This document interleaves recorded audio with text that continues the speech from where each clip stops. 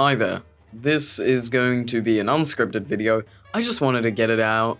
I just wanted to get my thoughts and feelings out about this because I've been thinking about them a lot. Yeah. Alright, so, you've read the title. What is this video going to entail? It's just going to entail me talking about how much I love these two. So, let's get into the backstory of the matter. Before Deltarune Chapters 3 and 4 came out, I was regrettably in a really dark place. Mainly in a mental state which just wasn't healthy for me. Constant breakdowns, you know the gist, I'm not gonna get into it.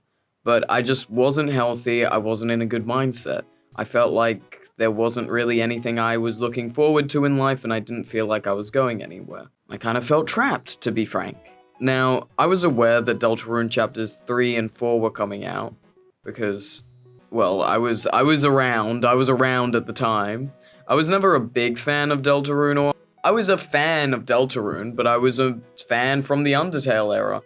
And I'd always seen Deltarune as it was the better game, but it never captured my interest like Undertale did, and that was largely because mentally I just had been struggling for the past couple years and was lacking the motivation to find anything interesting at all. Whether that be fandom or art itself. So I had never really attempted to really get into the game, but I knew of all the ships, the lore, I had watched my fair few theory videos, never the popular ones for some reason. I hadn't gotten around to watching Woody theory until after this obsession hit, but regardless of the matter, I was looking forward to something for once.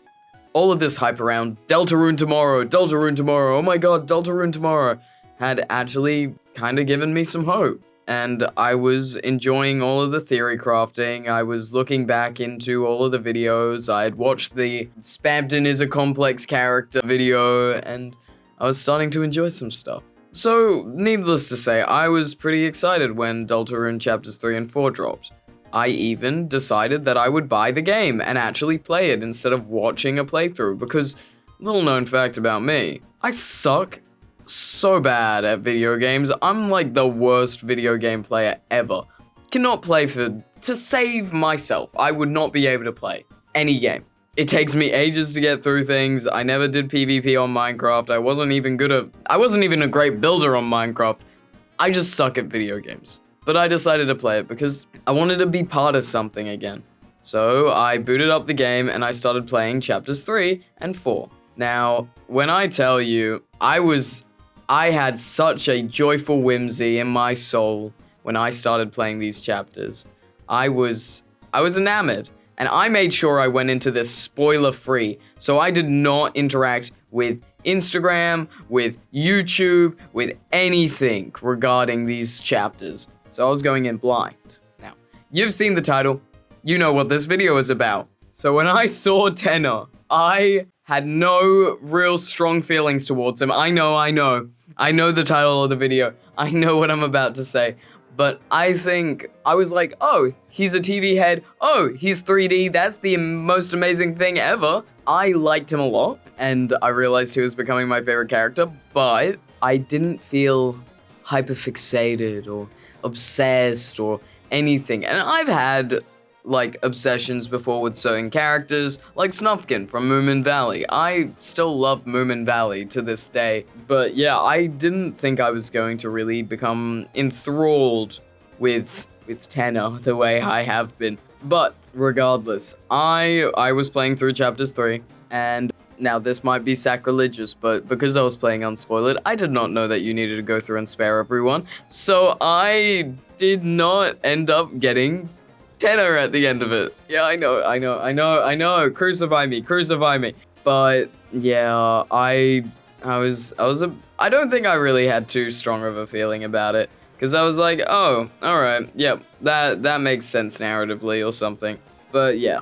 And then I played through Chapters 4, and I was like, oh, this is great, this is fun, I hate this boss, this sucks. I couldn't get through the Titan for about a week. I'm gonna be real with you, when I say I sucked at video games, oh, I mean it.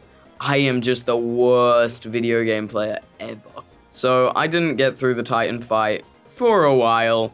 So I didn't enter the fandom space for Deltarune until like maybe a week, 3 weeks after it came out. It was a week or 3 weeks, I don't remember, sometime between then. And so I was entering this fandom space, I was watching things, I was slowly getting indoctrinated into really liking Tenner. And then I found something out. Oh wait, I should probably mention, the only spoiler that I got throughout the entirety of the chapters 3 and 4 release was the Sans and Toriel scene, and I thought it was fan-made. I saw a spoiler and thought it was fan-made. You can see why. Anyway, back to the story. Yeah, so I was slowly becoming quite enamored with this little TV man, and then I found out that him and Spamton had a cutscene, and I had seen all of the, like, Spamton references, like, not all of them. I was pretty blind because I wasn't a big Spamton fan either, I know. Look at my Twitter, you can see that that's changed, but I wasn't a huge big Spamton fan, so I missed a couple things, but I definitely did recognize when there was a couple of references to that fucking mailman, you know, like when he says he'd even take that mailman right now, like, that guy was so thinking about his ex. Like, this happened ages ago. They broke up ages ago. But lo and behold, he brings him up at every goddamn mention. Mail room? Oh my gosh. So yeah, I was slowly becoming quite enamored with the TV man. And I did something that I never thought I would do. And that was I got a Twitter. I know. They say never to get a Twitter. Nothing good happens on Twitter. But I was slowly becoming obsessed, like really, really slowly, to the point where I was trying to tell my friends that I was not obsessed. I was trying to reason with them. I was like, I don't feel obsessed about Tenner, but I have been checking the Twitter tag every day. So I did become obsessed with Tenner. And I did something that I hadn't done for a while, which was I started to draw. And I've been drawing on and off for probably the past 5 years. I haven't really stayed consistent. After high school, I kind of dropped it. Drawing was my coping mechanism through high school, but I had developed a very bad health disorder. I'm not going to elaborate much because it's just not necessary. But I had developed something that had made life quite hard for me. And I wasn't doing too well mentally, and it zapped a lot of motivation that I had for drawing and doing art. And I found myself just not wanting to do any of it. And it really made me feel quite bad, because that was one of the things that I liked to do. And it wasn't just art, it was everything. It affected everything in my life. And so this obsession with Tenner, honestly, it made me re-spark my love of art. And I was recovering from this condition before Tenner, but after this obsession hit, there was a part of me that really wanted to get better. And it's funny to say about the TV man, but yeah, it made me try a little bit more to make myself better. So I started drawing again, and God, I'm gonna show you my first drawing of Tenner. Ew, why does he look like that? And you can probably see my current art on the screen. I mean, Tenner's improved a lot more in my opinion on how I've been drawing him. But yeah, so I was motivated to draw him, to draw everything to do with him, and then I got really into other things as well. When I saw that Spamtenna supercar, I was like, holy shit, they were X's. And something inside of me just sparked up. Now, is this my regular type of ship that I'm into? Short, annoying man and tall, beautiful man? I'm not sure. I'm a big fan of Creature and Regular Joe, so I guess, yes, this is kind of my regular type of shipping that I engage in. So anyway, I got obsessed with not only Tenner, but vicariously, not vicariously, in tandem, Spamton. I really like these two, and I started drawing them more. And part of me was like, well, people are posting their art on Twitter, I might as well. And so I started posting on Twitter. And slowly my days became a lot more bearable. It also helped that I had some familiar support over at the time during Deltarune's initial release, which also helped me in terms of recovering from health conditions and stuff. But my days got better, and I felt better. And suddenly I was looking forward to life. Suddenly I had things that I was smiling about. genuinely smiling about. I was ecstatic. I would go on to Twitter. I know this is escapism. I know it's not good, but I felt like I had a purpose. And I say it's not good, but I think it genuinely was good. Because I don't think I would be around in this way if it wasn't for that fucking TV man. Because just like I said, Dark Place, I won't get into it, but he really made me feel like I was a kid again, drawing, just spending my days sitting in my room, penciling out sketches, drawing to my heart's content, not even focusing on creating an artwork that actually looked good or conveyed any meaning, just an artwork that really encapsulated my love for a character. So I just continued drawing, and I really enjoyed it. And I got out of a situation as well that wasn't really helping my mental health because of Tenner.